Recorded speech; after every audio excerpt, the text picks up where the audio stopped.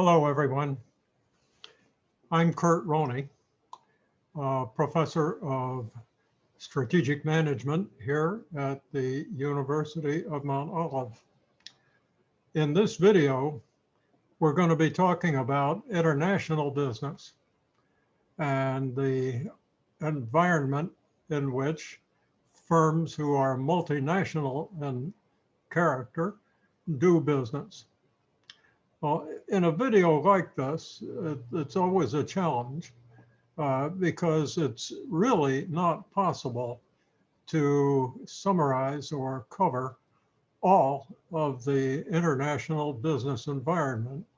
To do that would take a great big textbook on international business. And if you're in my course on international business, you already have one of those. So the purpose of this video isn't to cover the entire gamut of international business, but instead to talk about some of the items, some of the facts that drive and influence international business. And because of the times that we live in right now, where we've just gone through the coronavirus pandemic, and we're still in the final stages of that pandemic, much has changed in international business conditions. And so what I'm going to try to do in this video is just to summarize some of the more important facts that drive international business conditions. And many of those facts are not covered in textbooks because they're relatively recent. So with that, I'll get going. And even though the title of this lecture is very general in nature, the contents of this video will be more specific. So let me see if I can bring this thing up, if I can find it. And there it is. So the international business environment selected facts that drive business conditions internationally. And we'll be covering the economy, market, and industry trends that drive business conditions. So let's take a look at the very basic environment, and that's the trend in economies of countries where we might do business other than in our own. And in this first slide, we see economic trends of the United States, the European Union, and China. The red line is China. The black line is the United States, and the blue line is the European Union. And by the way, you can see in the title the phrase PPP. That's an abbreviation for Purchasing Power Parity. And the purpose of purchasing power parity conversions of GDP data is to make measures of countries' economies comparable. So if all we did was to take the economy of China and translate it when it's expressed in local currency, the yuan, into dollars using bank exchange rates, we would get a different chart than we have here.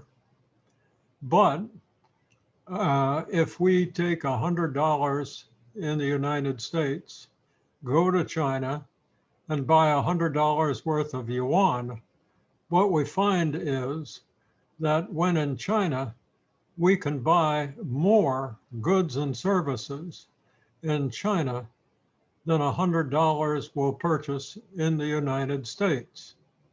So what we're trying to do with this conversion is to equate purchasing power, that is to equate the amount of goods and services that are purchased and consumed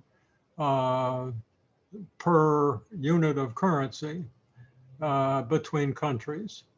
And so we get a much more comparable answer when we do that conversion.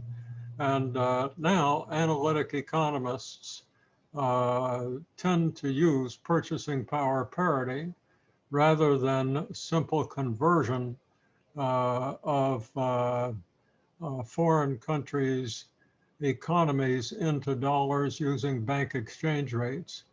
That used to be the case before we had purchasing power parity conversion. But now that we do, this is the way that we prefer to look at things. I belabor this point because very often you will hear and read that China's is the world's second largest economy. And as you can see, that is not true. China is by far the world's largest economy. And we know that because we've converted data to purchasing power parity. And more goods and services are purchased in China than anywhere else in the world. Another thing that you can see in this chart is that both Europe and the United States economies dropped sharply during the pandemic. And I'm sure that's not a surprise to you. But what might be a surprise is that although China's economic growth rate slowed down during the pandemic, it did not turn negative. It didn't decline like the other two. So while the US and European economies declined, China's kept growing, widening the gap between them. And you can see that over time, it is expected, in this case by the International Monetary Fund, from whose database I drew these data, and the IMF forecasts through 2025, as you can see. What's also interesting, if you haven't already noticed it, is that back at the turn of the century in 2000, China's economy was 36% smaller than the economies of the US and the European Union, which were about the same size back then. But here in 2020, we can see that China's economy is substantially larger than those two. We can see that that happened somewhere around 2016, perhaps 2017. Some recent data changes in the data were made. Previously, I had been telling people that China caught up with the US in 2013, but now that the data have been recast, it seems more like 2016 or 17. But after 2013, you can see that in 2013, China overcame Europe and essentially approached the United States economy and tracked with it for a while until finally moving away in 2000, perhaps 17. But by the year 2025, China's economy will be almost 40%, 39%, according to the IMF forecast, larger than the US economy. So it began in 2000, 36% smaller, and by 2025 will be 39% or more. I think probably more, and 39% larger than the US and the European economies. So China's economy has simply been growing faster than more mature, developed economies. Here are the same kind of data for other important nations. The purple line on the top is India, and you can see that India's economy has really taken a major dip during the pandemic. It has really suffered and is continuing to suffer. India does not have the infrastructure to treat the pandemic as well as Europe or the United States.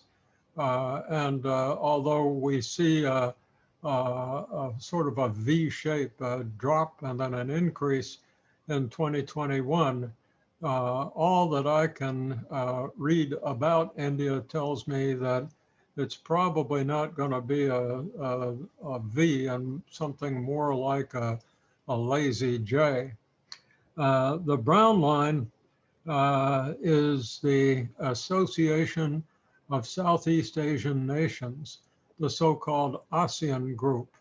And there really are 10 nations in that group, but this is the 5 that draw the most attention, the ASEAN 5, which we'll see if I can remember, but they're Indonesia, Malaysia, Singapore, the Philippines, and Vietnam, and Thailand rather. Rather interesting, the decline there wasn't quite as steep as in the United States, and certainly not as steep as in India. The red line is Russia, and I think that the reason we don't see a steep V there is either because the numbers are so small that you can't appreciate it, but there really is one there. From what I've been able to determine, Russia has really felt the effect of the pandemic. The green line's Brazil, and the blue line is Mexico.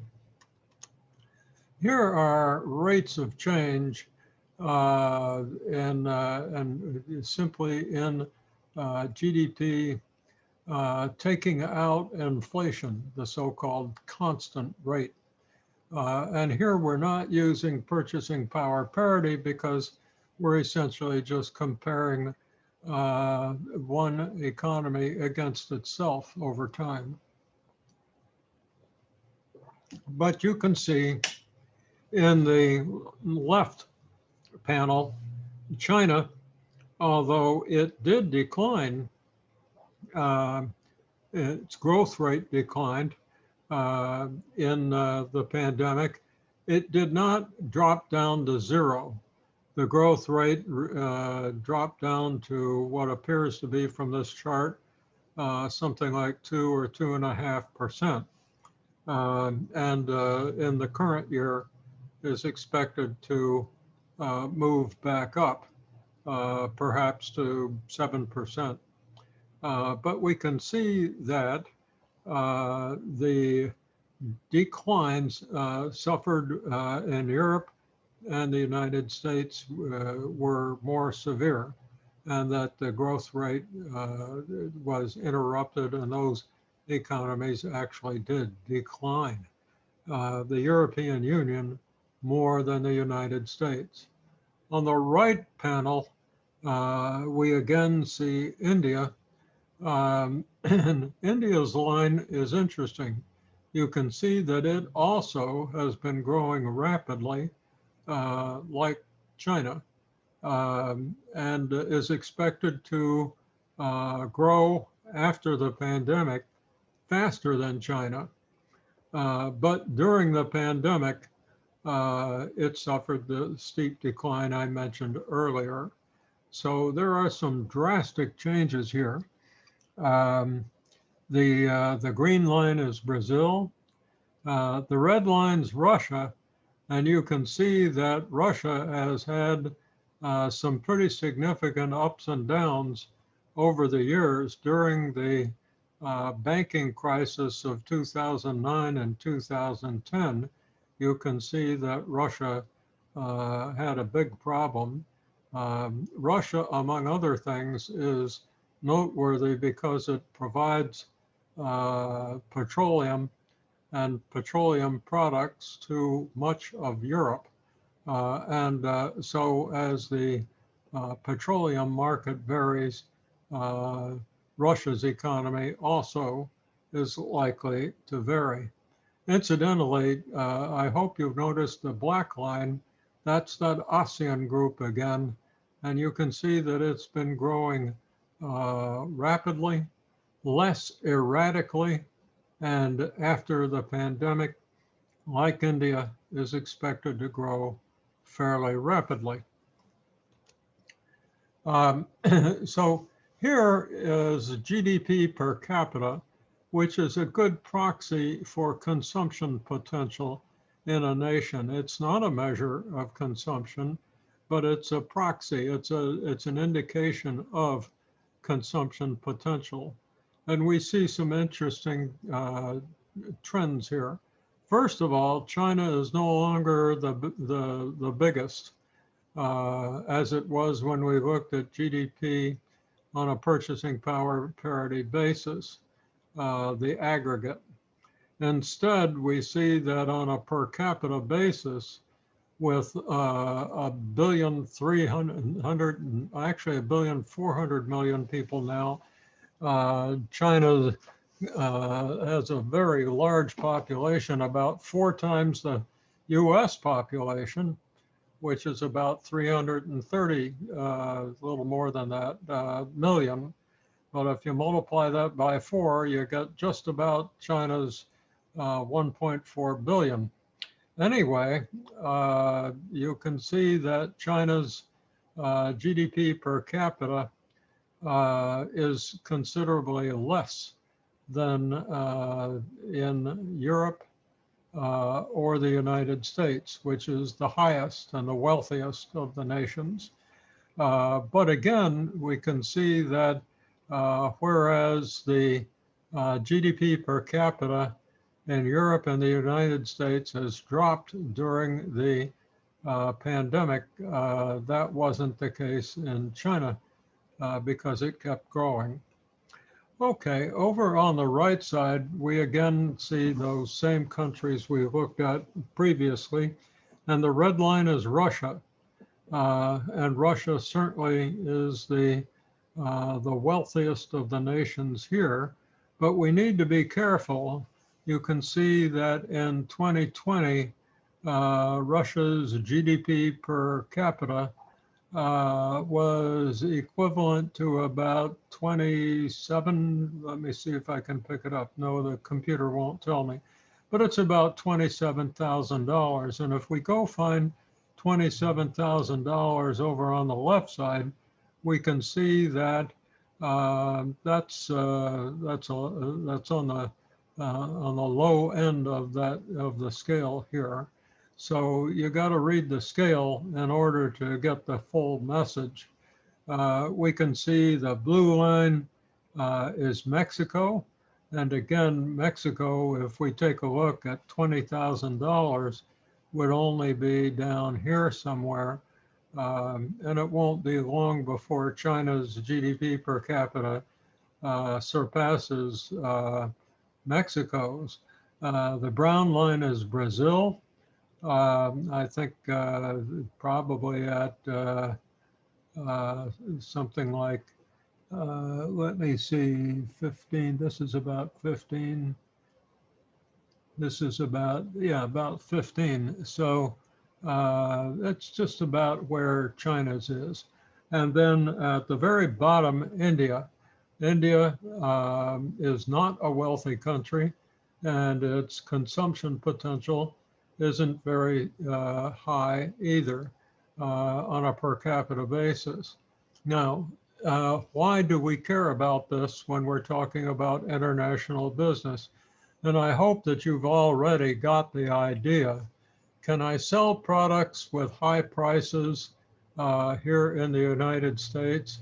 Yes, indeed, I can. And you know that we have lots of luxury goods as well as products that are aimed at the more economical or lower priced spectrum. But we do have, and many people can afford high priced goods and services. Not as many in Europe, but certainly, there's a premium market segment in Europe. When we get down to China, believe it or not, there is a premium segment in China also, even though its GDP per capita is a lot lower than the US and Europe. Why is that? And it's because there are 1.4 billion people in China. And even if we talk only about 20%, that's 280 million. And that's almost the size of the United States population. So there's a smaller portion of people in China that can afford expensive goods and services, but they're there.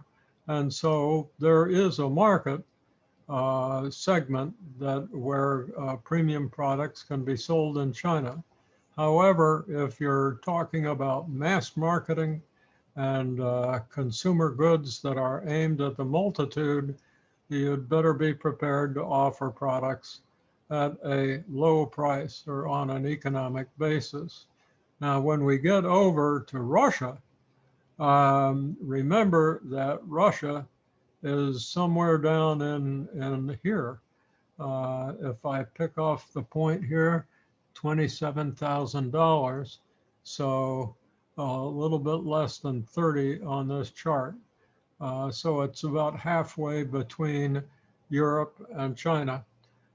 So in Russia, we've got to be prepared also to offer an economical or to make an economical offer.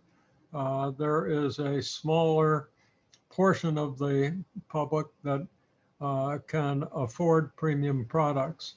And when we get down to Mexico, we'd better be offering good prices and so forth. When we're in India, we've got to be able to do what's called micro marketing and microeconomics and micro lending.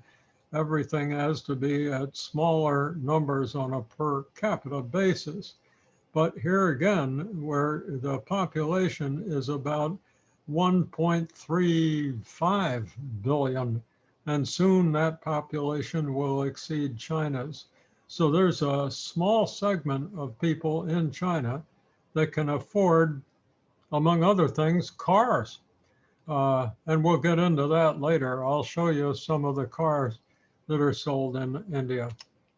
Here is the trend in unemployment rates.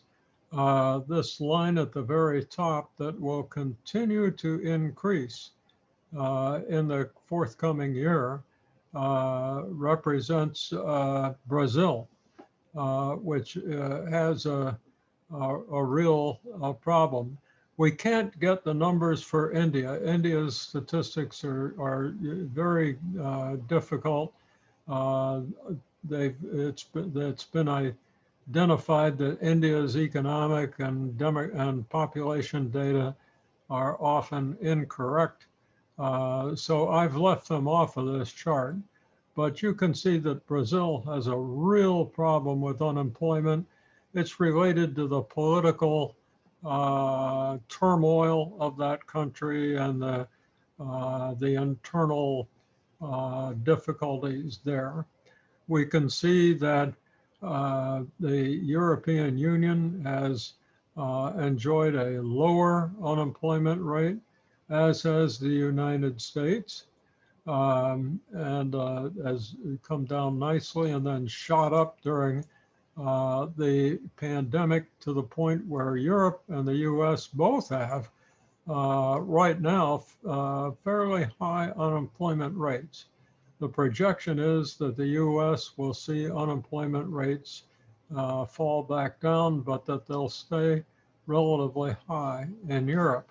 Again, this would be relevant if you were preparing a marketing plan or a business strategy where you would need to take into account the ability of people to consume products in these countries. And of course, where unemployment is very high, it's much more difficult for people to consume products, especially if they're discretionary rather than non-discretionary. So here is the trend in consumer prices. You can see that Russia has gone through some periods of fairly high inflation, and that was true as recently as 2015, when consumer prices were rising at just under 13%, which is pretty rough. However, over time, the consumer prices have come down. The most recent peak was in India at about 6.5%. But right now, again, because of economic sluggishness, when demand goes down, prices tend to go down as well, in attempts to get you to buy products. Here's a chart that bothers me. This is the debt of countries as proportions of their GDP. And you can see that the top line is the United States. And at the end of 2020, federal debt was 130% of the gross domestic product. That's pretty high.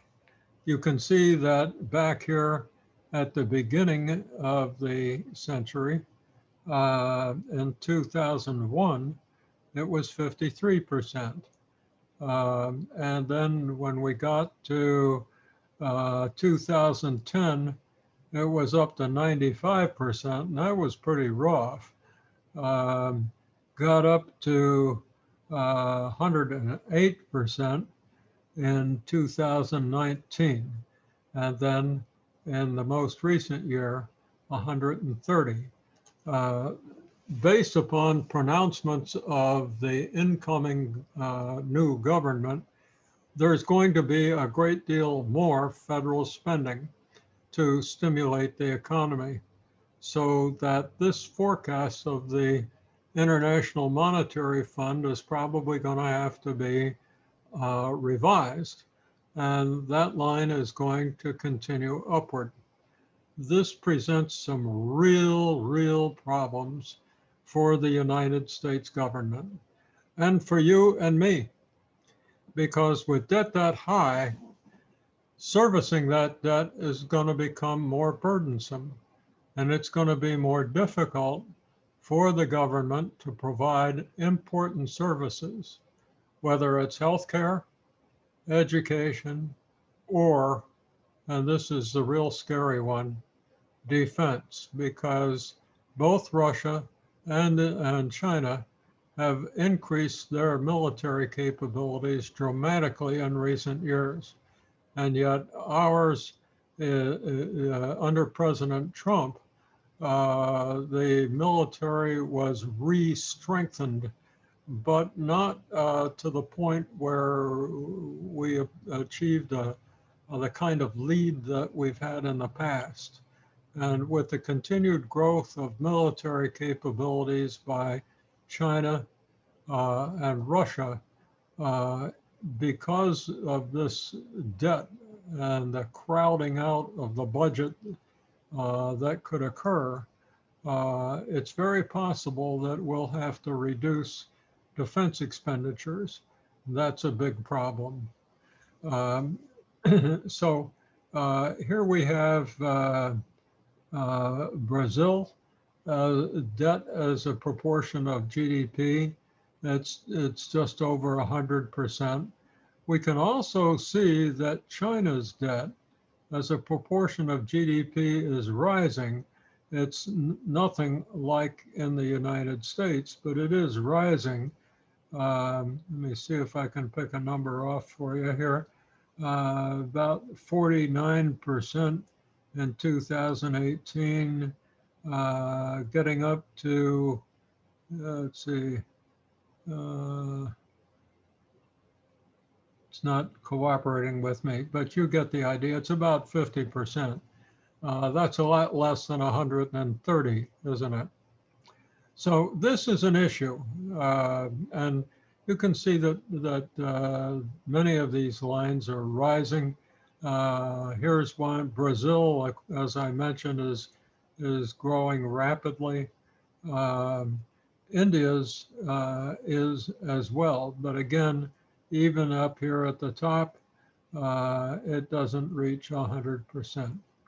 So, and then down at the bottom, we have Russia, and Russia's debt as a proportion of GDP is only about a third.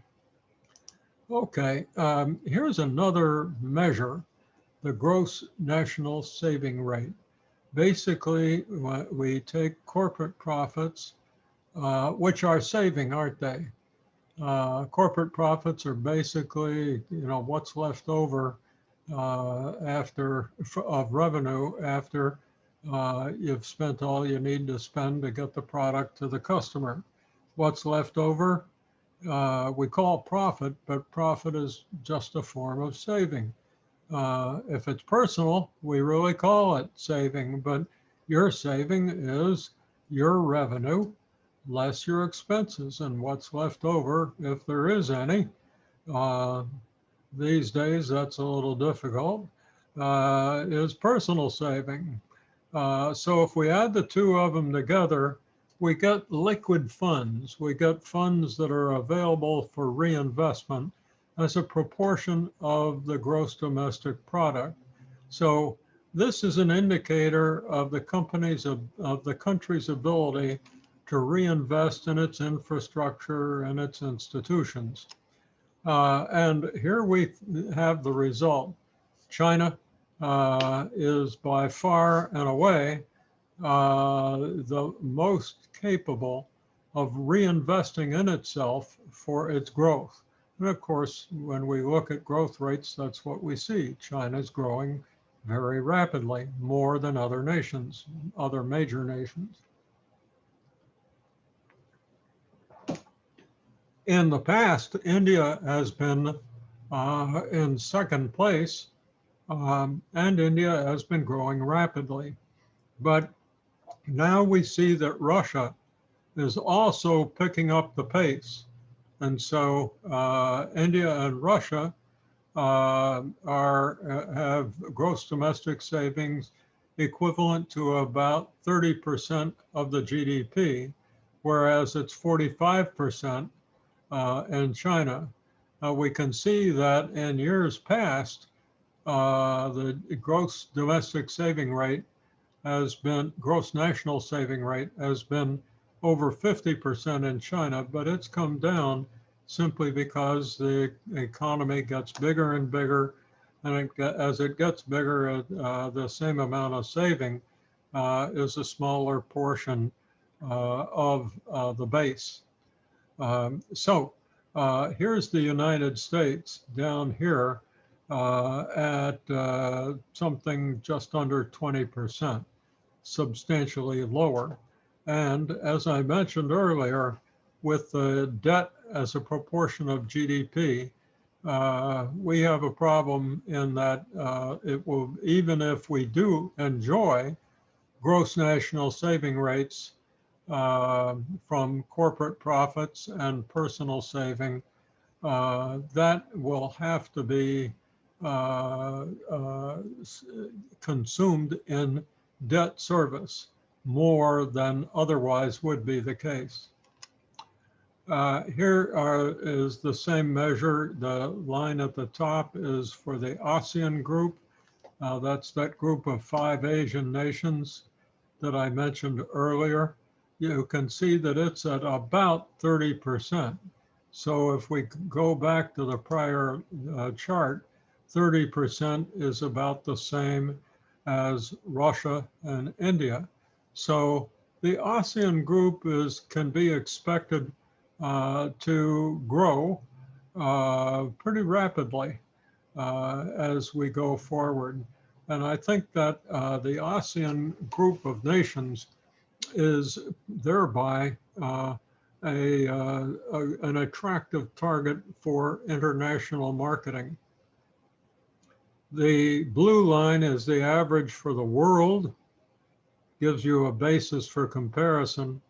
The brown line is Europe, and the black line, sub-Saharan Africa, and you can see that there's not a whole lot of reinvestment possible there. Okay, here are some Western European countries, and I put this chart here just to show that very often we show Europe as a whole on these charts because it's difficult to show all 28 all 28 European countries. But when we look at the countries individually, we can get some pretty sharp differences. For instance, the gold line at the top is for Germany, and that's up around the same, almost at the same level as that 30% line for India and the ASEAN nations, but not quite. And then we look all the way at the bottom, the green line is India. It's going to, Italy, and it's going to be very difficult for Italy to reinvest and build its infrastructure because it has such a low level of gross national saving.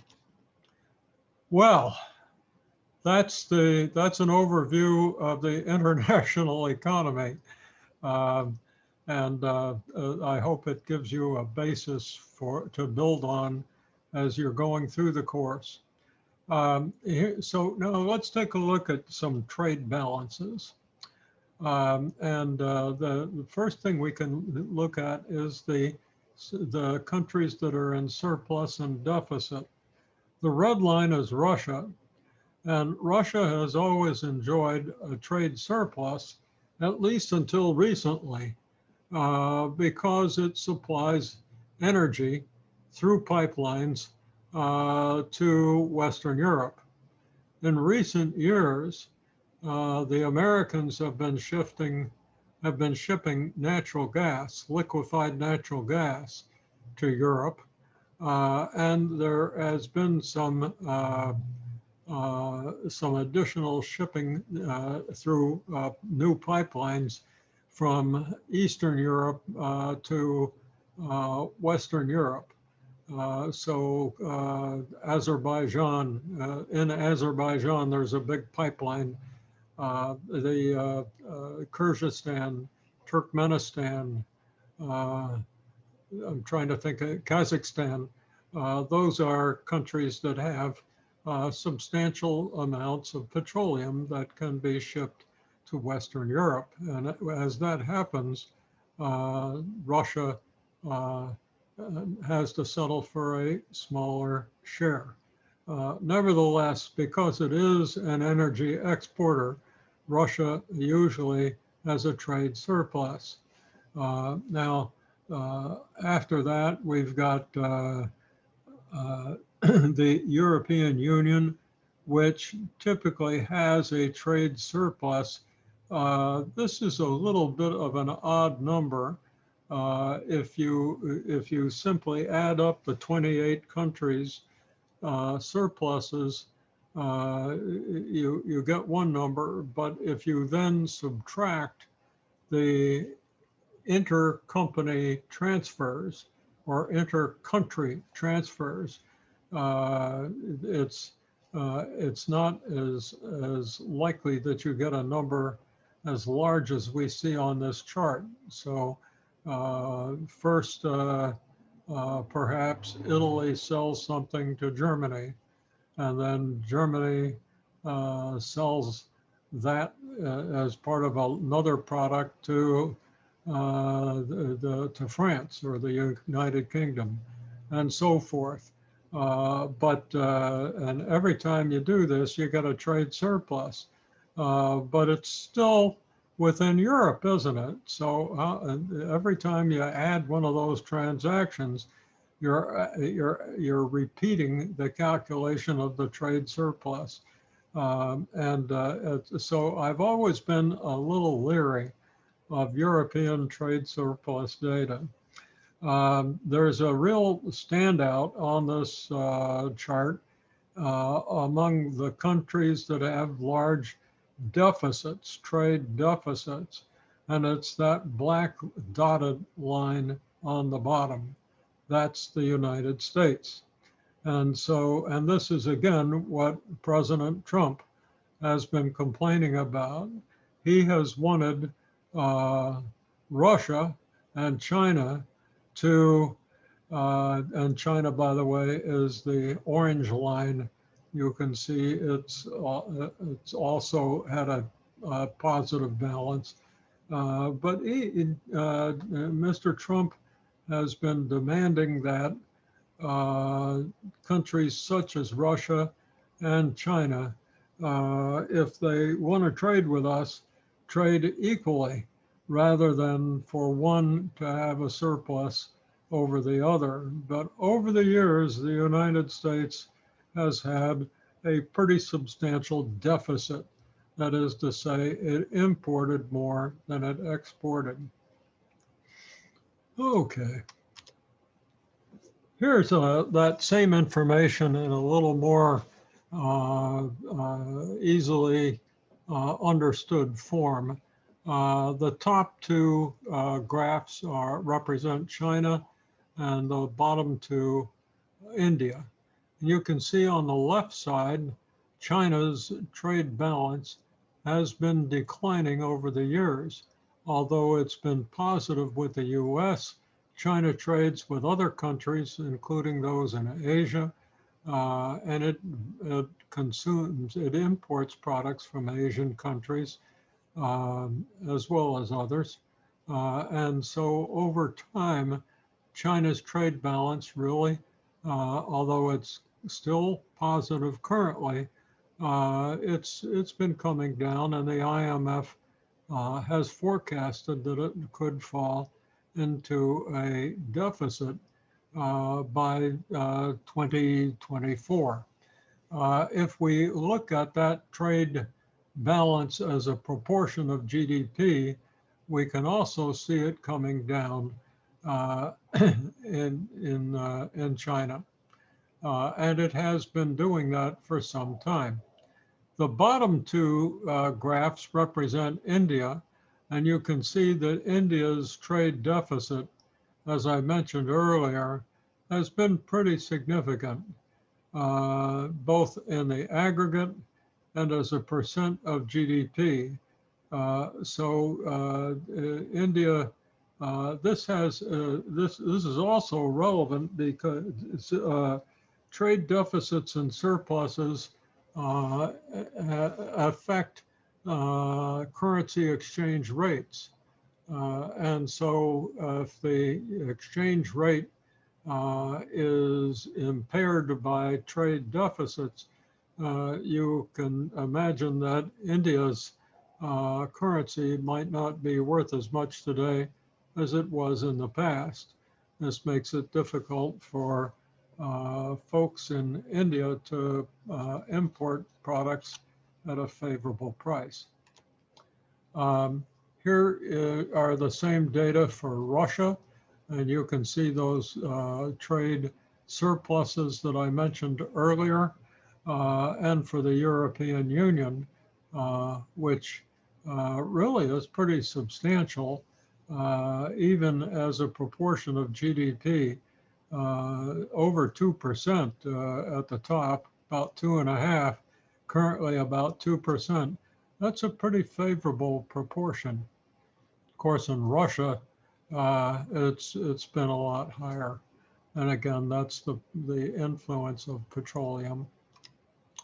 And here we are with the U.S., and you can see that the U.S. deficit, it's been below zero for the entire 2 decades that have just passed.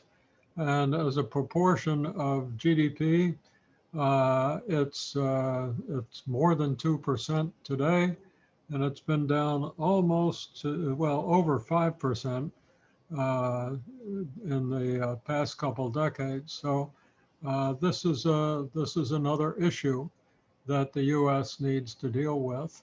And if the government's policy were to really get behind international trade, that might be a real incentive for multinational corporations to expand their operations.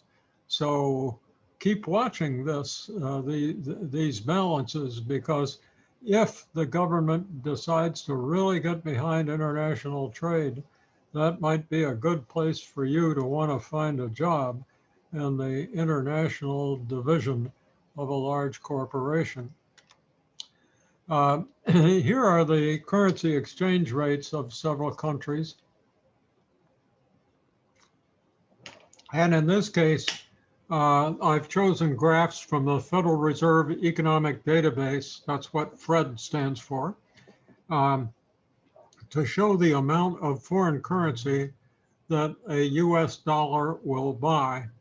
And I hope you can see that recently the US dollar's value has dropped substantially. A dollar can buy less foreign currency than it could previously.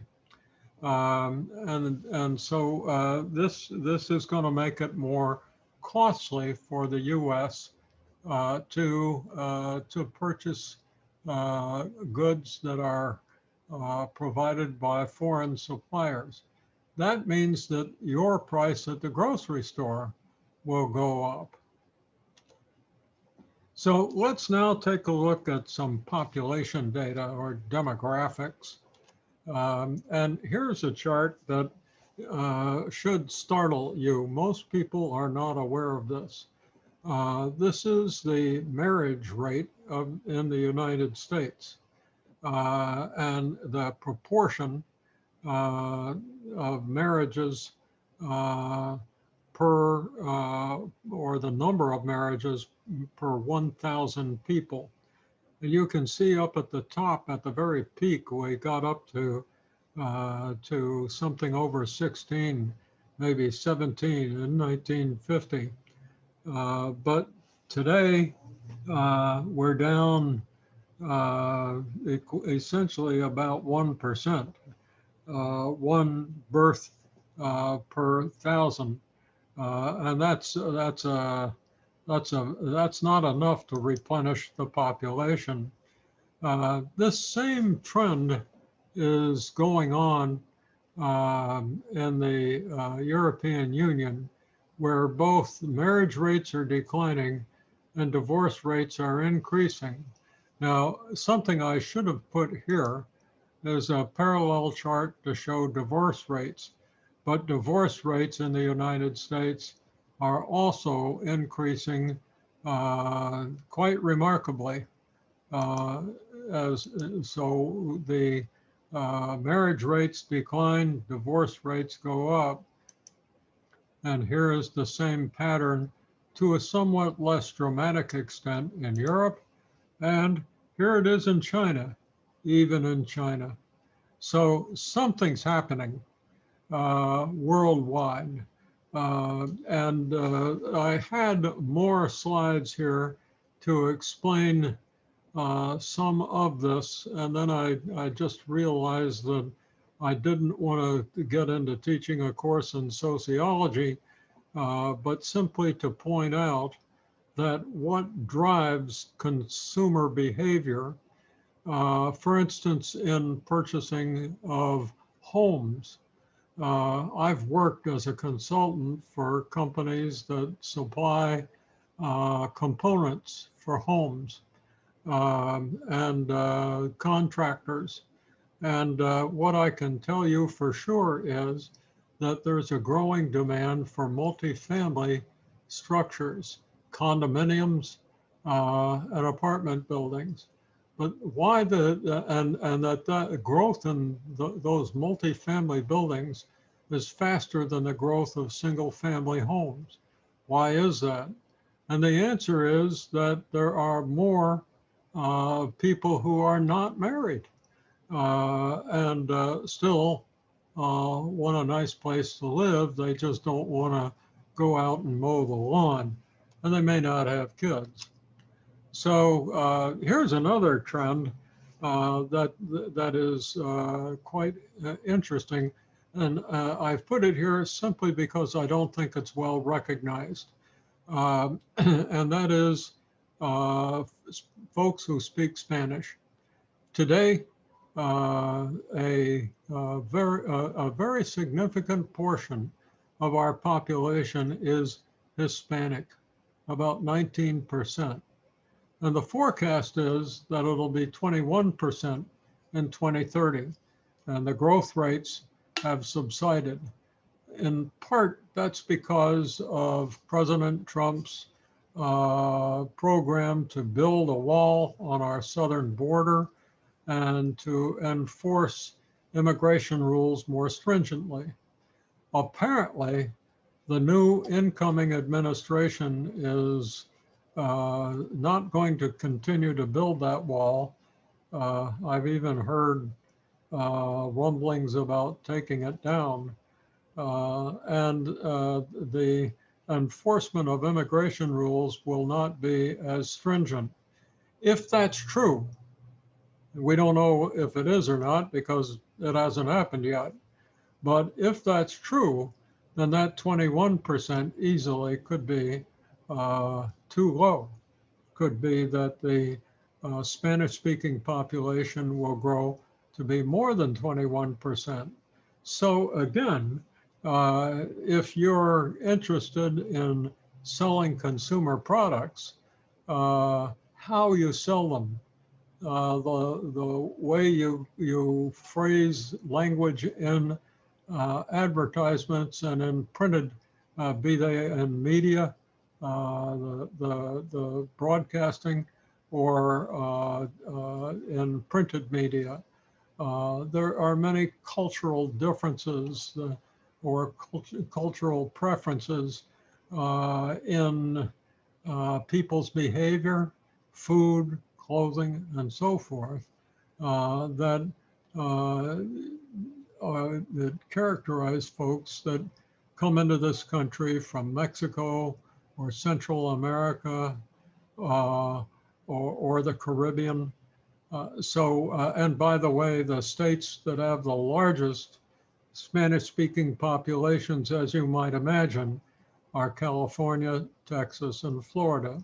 So if you're interested in consumer products, especially in those regions, then it's important to bear in mind how important the Spanish-speaking population is. Now we'll move to the birth rate. And here we see some of what we were looking at before, but birth rates are really dropping. This is the worldwide birth rate, number of births per 1,000 people. And so it's been dropping drastically. So the upper left-hand chart is the same one we just looked at.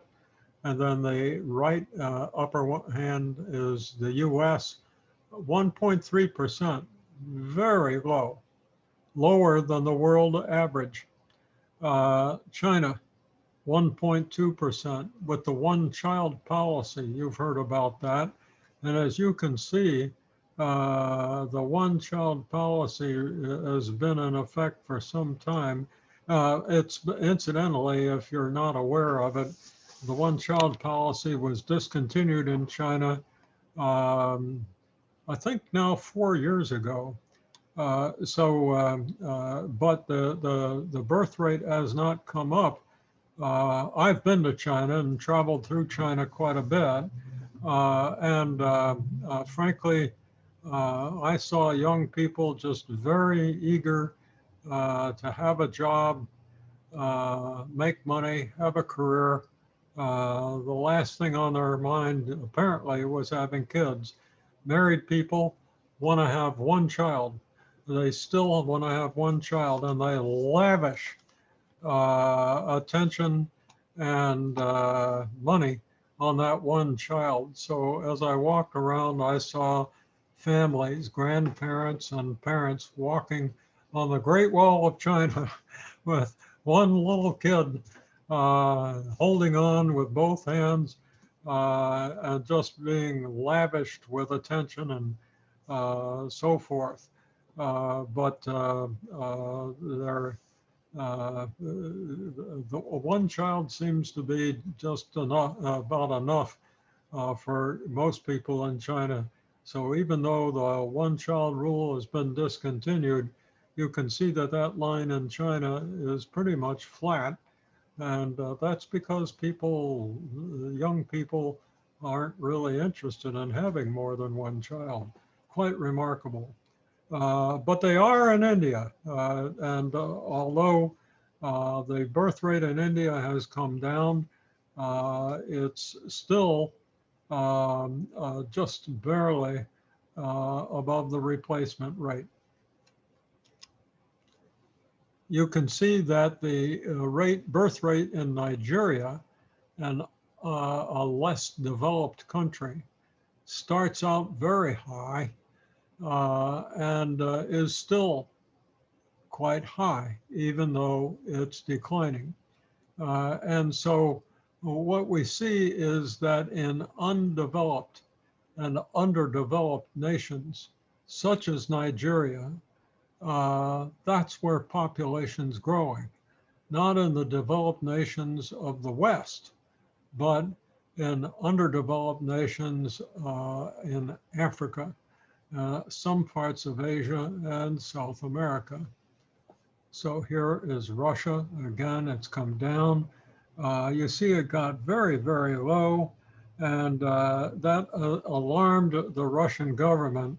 And the Russian government is now encouraging families to have children because, and you'll see why in a minute, Russia's population actually started to decline. And the Philippines, relatively high. Here we got some more Latin America, the developing nations. There's a sum for the least developed nations, and you can see relatively high. So that's where population will be increasing.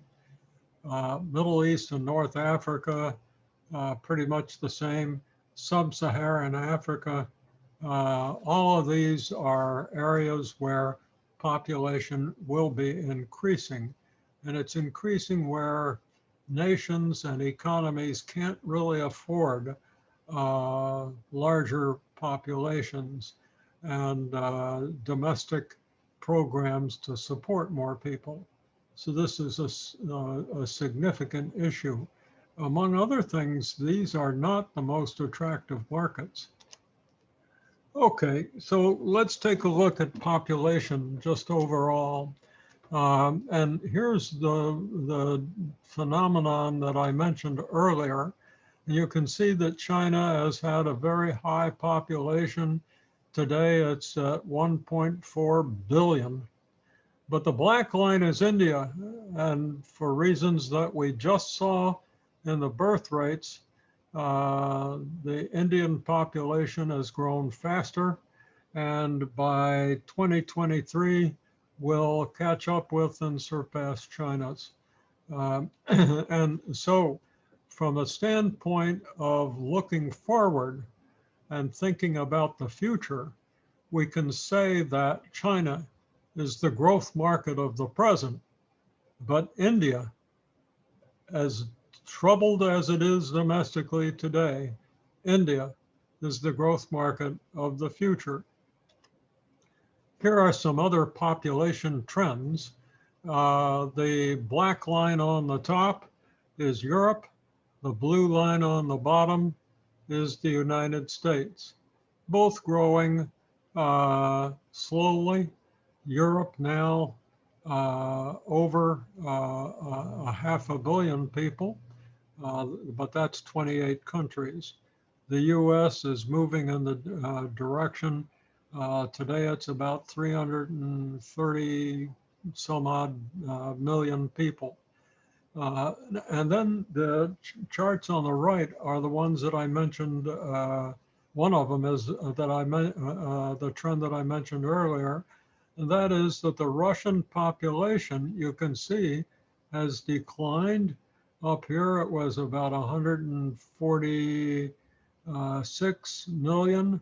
Down here it's about 143 million. And the projection by the IMF is 142 million. So Russia has been encouraging higher birth rates. It wants to stop this trend. The government does. Here at the bottom, we see the trend for Japan, and this trend is well known and well understood. But here we have in 2011 a population of 127 million. Most recently about 126, and the IMF forecasts 123 billion in 2024. So Japan is a wealthy nation, and you can certainly plan to do business there. But what you're going to have to do is recognize that this is not a growth market. Here's an overview of the population aged 65 and over, the so-called senior citizens. And the line on the top is Japan, senior citizens. And if we go back to this chart, you know, why is it going down? One reason is lack of immigration. What propels Europe and the US is not a high birth rate, because it's not a high birth rate. If we were just to depend on births, less mortality, the US population would decline. But it doesn't, and that's because of immigration. The same is true of Europe. However, in this case, Japan is very unfriendly to immigration, and it has to do with culture. Moreover, as we just saw, it has a very high portion of senior citizens. And when you get to be over 65, you're probably not going to have a lot more kids. And so in Japan, more than a quarter of the population is 65 or older. So between immigration and longevity, the population of Japan is actually declining. This one over next below Japan is Europe. And again, this really depends upon the country. But by way of example, birth rates in Russia have been quite low. Immigration isn't very high. And so you've sort of got another version of something a little bit like Japan. The black line in the middle is the United States, and we're only up to about 15% of the population being seniors or over 65. And the reason, again, isn't because we don't have that many more senior citizens, but instead we've got immigration. And so seniors as a portion of the total population have been kept under control. Nevertheless, they are working their way up and will continue to do so. We can see that in Korea, the portion of folks over 65 is really rising rapidly. And that's because its economy is industrializing. We've got more people who are living longer, and again, not such a high rate of inflation, of immigration. So, and down here at the bottom is Mexico, and I won't bother you with that. So, another item similar to what we've just talked about is life expectancy. And here, I won't linger on the data too much, except to point out that worldwide life expectancy has been increasing thanks to medical science. In Nigeria, it's been increasing also, especially in recent years. But even at the current rate, it's substantially below the world average and much below the US. Notice something here in the US, and it's unique to the US. It's the only place where I've found a chart like this. And that is for the last couple of years anyway. Maybe I've been saying 2 years, but I think it's probably 3. But the US average life expectancy has declined. Why do you think that is? Why should life expectancy decline in the United States? Now, I'm going to leave that question in your mind, and then I'll answer it a bit later. So, Russia, you can see, has had a real sharp increase in life expectancy, and is just about the same as the world average. China, if you compare it to the world average, is better. It's not quite as high as the US, but it's getting there. Japan has the longest life expectancy, average life expectancy of any nation that I've looked at. There may be some small nation somewhere where it's better, but the average life expectancy is over 84 years. That's really something. This is the reason why US life expectancy is decreasing. It's due to obesity and overweight and diabetes. Here we see the top bars are the proportion of people in the world that are overweight. The dark bar it refers to obesity, where it's seriously overweight. Here are comparisons of countries over 3 years, 1990, 2000, 2010. I couldn't find a chart for 2020, and I really ought to, but you can see that the pattern of these charts shows that the rates are increasing. So as of 2010, 36% of the United States population was obese, not just overweight, but obese. And with obesity comes lower life expectancy. In Mexico, it was 30%. And I think if we got a more recent chart, we would show a faster jump in 2030.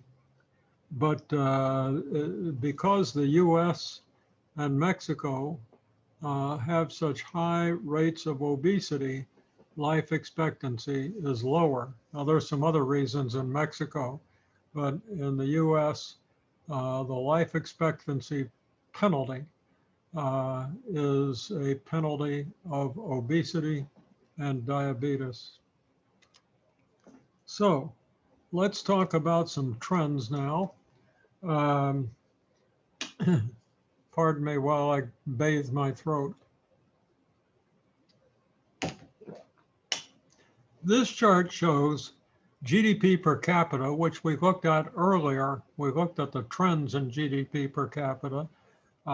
These are the most recent data for, I believe, 2019. You may be interested to see that the US is ranked number 5 on this scale. Now, when we get to GDP per purchasing power parity, as opposed to just GDP per capita without the purchasing power parity conversion, you can see what the significance of that conversion is. So Switzerland's GDP per capita, when we convert using bank exchange rates, is about 82,000 per person. But after the conversion, it's $65,000. Ireland from 80,000 to 70,000. But Norway from 68,000 to 74,000. Canada from 42 to 56,000. Japan 39 to 41. You get the idea, and especially China 10,000 to 17. Still substantially lower than the US. Russia, 10,000 to 27,000. Quite a jump there. So, and then down here in India, we see that it's a substantial increase proportionately, but still, even after the conversion, India's GDP per capita is only about 10% of the US. So the purchasing power parity conversion is extremely important.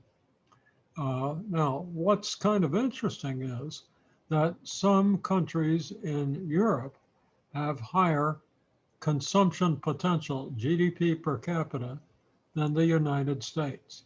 And you can see the proportionate differences in this far column. So Ireland's GDP per capita, when we've done the conversion, is 12% higher than the US. Norway, 18% higher than the US. Canada, 10% lower, and so forth. So if you're, again, if you're doing strategic planning and you're interested in how to formulate a product line or services with respect to pricing, this could be kind of interesting because, you know, if you're talking about a country that has relatively low GDP per capita, then it's going to be difficult to offer premium products. On the other hand, if you're in Ireland, you're going to be able to offer premium products. And the same is true in Switzerland. Even South Korea, you know, where we go from 30,000 before conversion to 42,000 after. So South Korea's economy has been growing, and you can see that the GDP per capita in South Korea is now a little bit higher than in Japan. So these kinds of data are relevant for strategic planning purposes. So here is a somewhat different take on economic trends. This is the trend of retail sales in the US, and you can see that during the pandemic, retail sales really dropped like a stone, didn't they? But the good news is that they have recovered and now they're atypically high. So there's been a nice recovery in U.S. retail sales. Really depends upon the product or the service. As you might imagine, restaurant sales, for instance, haven't done very well at all, but grocery store sales have. Here's the same chart for Europe, and without overdoing it, you can see that dip is very evident here in India as well, with a good recovery. And then here we are with Mexico, and you may recall Mexico is that struggling economy, and it has not yet recovered. Here is a chart that is worth paying some attention to. It's the trend in semiconductor revenues. The blue line is actual sales, and you can see that the trend is rising quite dramatically from 2001 to the present. The red line is the rate of change, and of course it's quite variable depending upon when electronic companies introduce new products. So you've got to look at that red line taking into account the entire space, and you can see that growth rates can be high or low. Recently, they've been pretty moderate. So at this point, I'm going to take a quick look with you at the automotive industry, because cars are both consumer products and the automotive industry is very industrial. So by looking at the auto industry and auto markets, we can appreciate both consumer products and heavy industry. So it's a nice way to kind of wrap things up. And you can see that worldwide auto production has really dropped recently. And frankly, that was happening even before the pandemic began. But when the pandemic hit, oh boy, it really dropped. Here is the mix between cars and light trucks, pickup trucks. And as you are in this region, you're undoubtedly aware that pickup trucks are more popular than sedans. And that turns out to be the case for the entire industry. One thing that we need to bear in mind is that China is now the largest market for cars in the world. More cars are produced and purchased in China than in any other country, including the United States. So the blue line is global auto production. The red line is China's share of that production. And you can see that over the years, beginning in 2000, China's share has risen pretty dramatically, from only about 3.5% to just about 30% before it dipped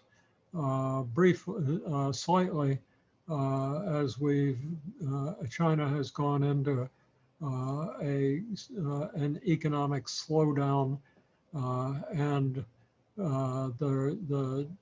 there's been a political trade dispute between China and the United States, and to a lesser extent, China and Europe. One way the Chinese like to present this, now this is not a Chinese rendering though, this is a graph. These graphs were prepared by an organization that studies global sales. It's in France. the OICA, Organisation Internationale des Constructeurs d'Automobile.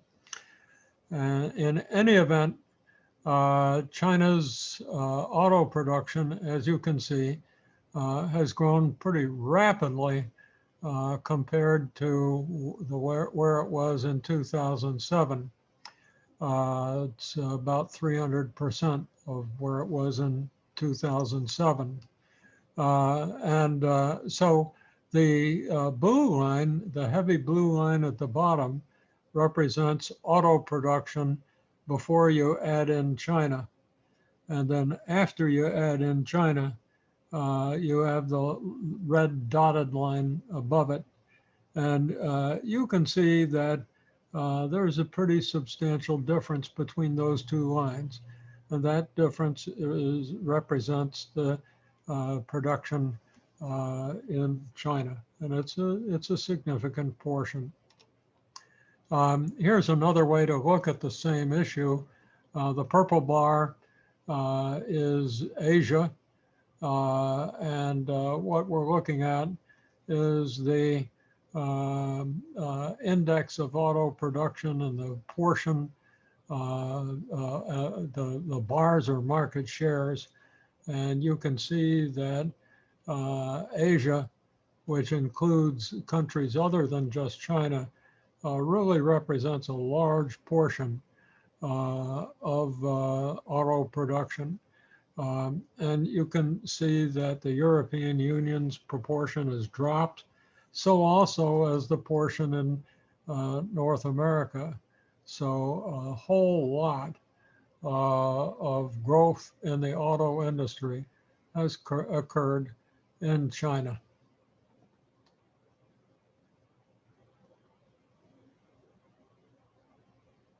I find it interesting that the folks who prepared this chart misspelled America, but we won't hold that against them.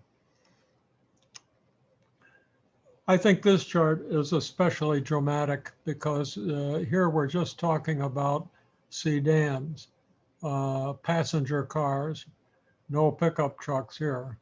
And look at the difference between China and the rest of the world.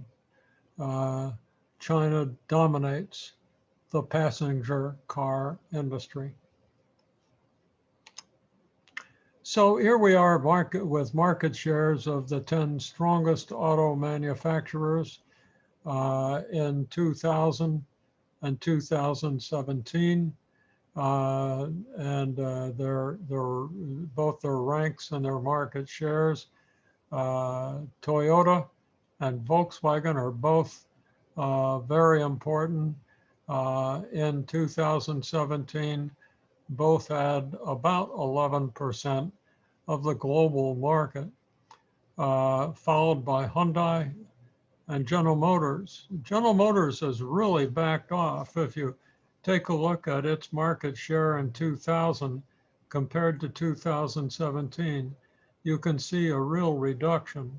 That's because General Motors has decided that it no longer wants to be the biggest car manufacturer as it was at one time, but instead to be the most profitable. And so General Motors has withdrawn from India. It has withdrawn from much of South America because it found that it could not make satisfactory profits in those regions. So rather than continuing to produce so it could say that it was a big factor in those markets, and it never was a big factor in India, it just pulled out so that it no longer sustained the losses in those countries, and its profit margins have gone up commensurately. However, we can see also that Ford has suffered some of the same market share losses and it also has withdrawn. Ford has withdrawn from most of South America as well. but it remains in India. Anyway, you can see all the players here. This chart shows you the individual auto brands and their sales in units through September of last year. And what I wanted to do here, and by the way, you can see that there are about 10 here, 10 here, and about 5 or 6 here. So these brands accounted for the top 25 through September of last year, which is the most recent data that I could find. And lo and behold, no surprise, Volkswagen at the top. However, its production has declined almost 20%. And that has to do with, again, the trade relations between the European Union and China and the US and China, among other things. Volkswagen's products also are a little expensive. Toyota has increased slightly, but it's ranked second among China brands. Honda, Nissan, and then what do we have here with these red brands? Well, Geely, Shangan. These are Chinese manufacturers, and you don't see them in the United States because they're not here. And yet you can see 1, 2, 3, 4, 5th and 6th in the world's largest auto market. Buick is very popular in China. Don't ask me why, but it's the high price. It's the classy car. Haval is a subsidiary of a Chinese company, but it's also Chinese. And then here we have Audi and Mercedes, and Audi, I believe, is a subsidiary of Volkswagen.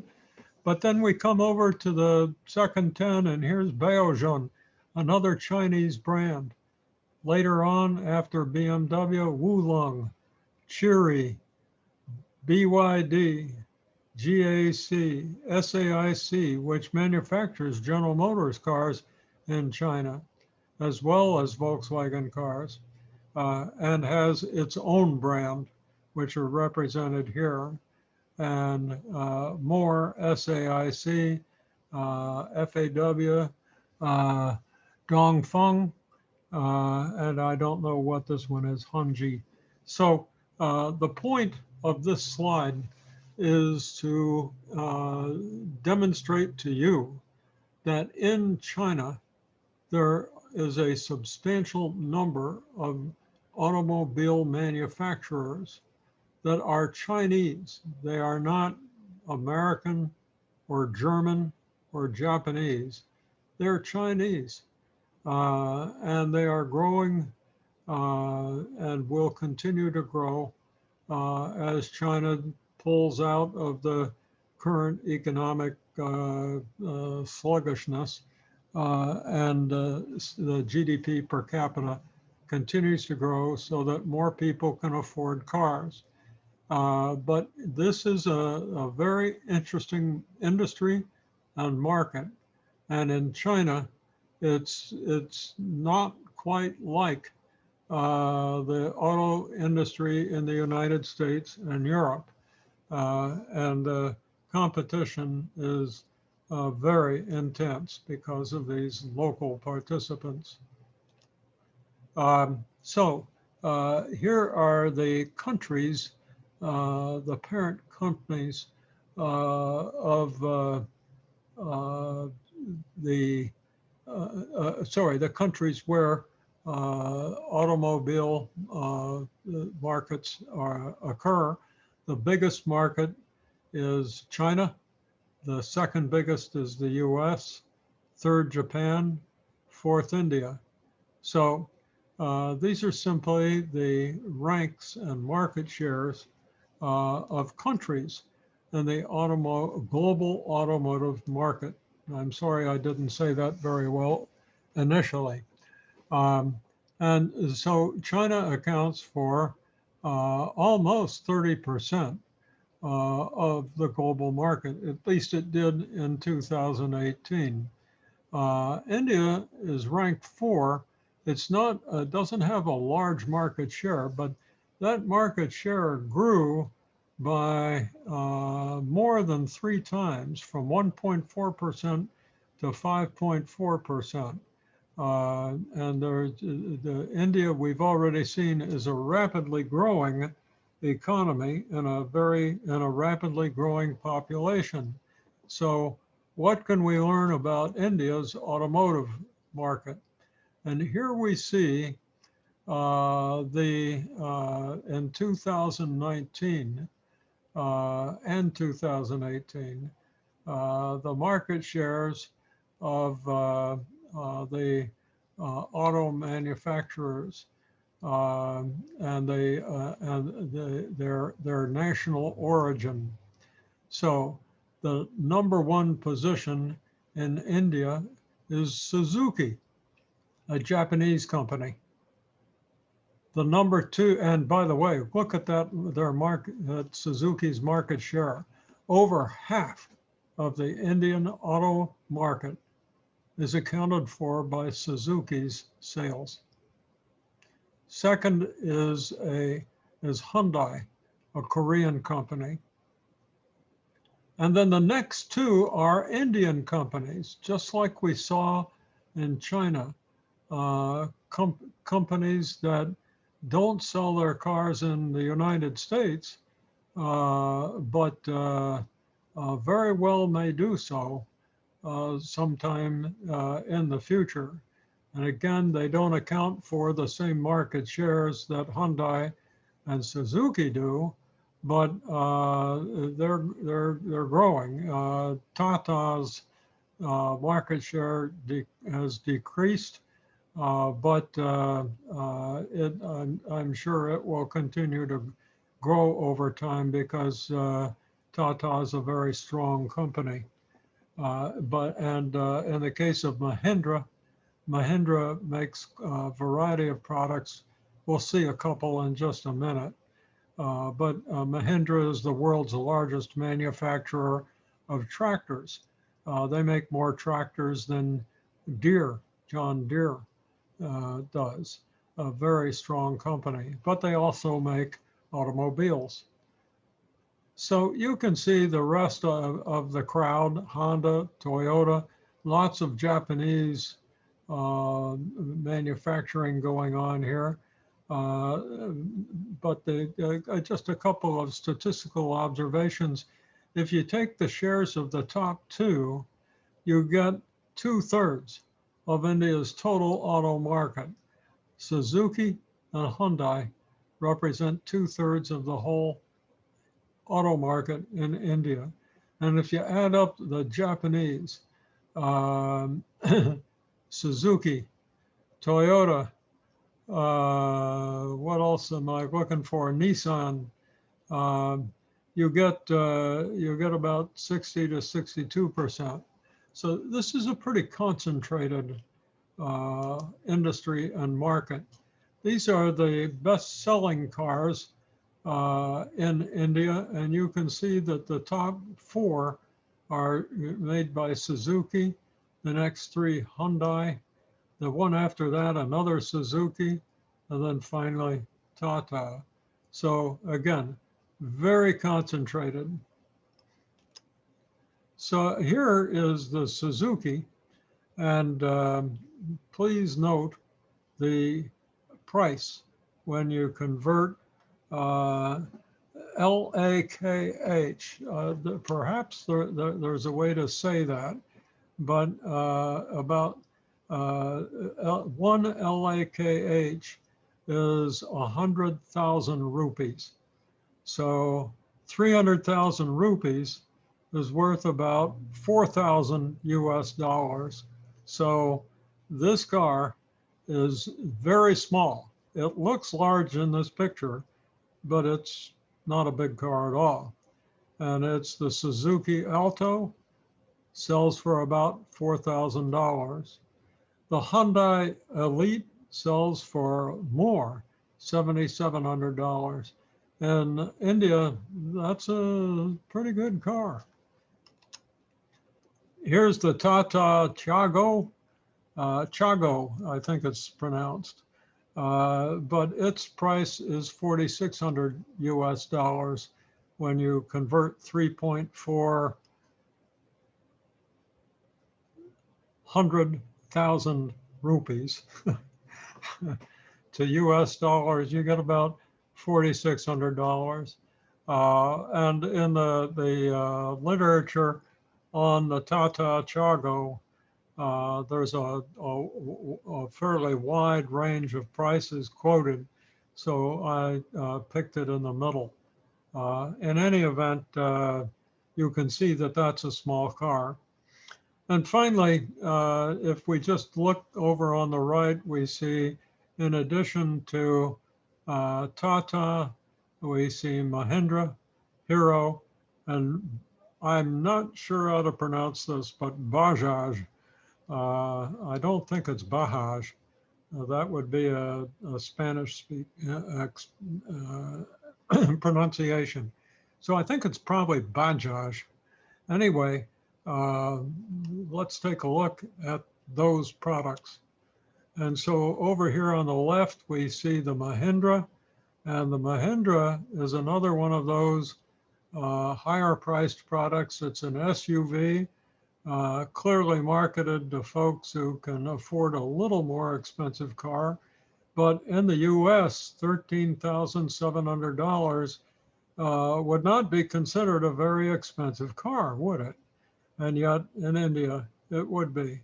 And then on the right side is the Tatam Nano, and it has received a lot of publicity because it sells for about the equivalent of about 3,000 US dollars. And as you can see, it's just a tiny little bug. I don't think that I would be able to get into that car. I'm not sure. But believe me, that picture has been taken to make the Nano look about as big as it can look. But it's not really a very big vehicle at all. And its price is about $3,000, which explains why it's really a very small car. Here's the Bajaj, and it sells for about $3,000 too. But it's got a lot more space. And when you see the literature, there's a dashboard with all sorts of good stuff in here. But it has you can see the door to the back seat is closed. Lots of fresh air when you're riding in this car because the air goes right in and right out. But this is a very, very popular vehicle in India. A lot of them are on the streets. And you can see if you look down below, Bajaj sells not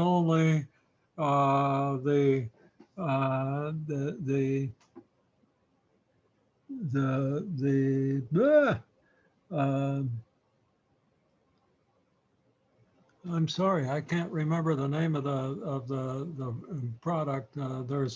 There is a name for this product. I was trying to read it and I could not. But in addition to this passenger vehicle, there are a variety of other products, including a truck-like vehicle. This one over on the right side is sort of a pickup truck. It's got room to put cargo and so forth. So Bajaj sells a variety of vehicles. They are very popular, easier to maintain than a conventional, what you and I would think to be a conventional car. You can see that the advertisement that I picked up here lists other products made by Bajaj, including motorbikes and scooters and just a motorcycle and so forth. So notice, by the way, if you haven't, that this vehicle has only 3 wheels. This is what's called a 3-wheeler in India. And there are other manufacturers of 3-wheeler and even 2-wheeler vehicles in India, made to be affordable and yet to enable people to get around. Now, here are a couple other popular vehicles. Bajaj has just come out with an electric scooter, and it sells for about $1,500, or the equivalent of about $1,500. And for less than that, you can get a Hero CBZ. And again, very popular. And Hero, if you look them up on the internet, has a variety of motorbikes, some of which are meant to go very fast. But in any event, motorbikes are used to commute, to go to work, for mobility, because they're affordable, and also they can negotiate the very crowded traffic of large Indian cities. So let me see if I can get us out of this. That was a rather long review, wasn't it? But I think that you can see that when we're doing business internationally, it's really important to appreciate the economic differences as well as the cultural differences and the conditions where we're doing business. Among other things, the impact of birth rates, life expectancies, and so forth. So the purpose of this video has been to give you some insight into the variety of international drivers of international business conditions that you're going to be reading about in this course, and which you will find if you begin to travel internationally and if you join the international division of a corporation, which I hope you do, because I think that that's probably where some of the real growth is to be expected in American business and doing business internationally. So with that, I'll try to find the little button here that enables me to end this video and hope that you enjoy your study of international business. Goodbye.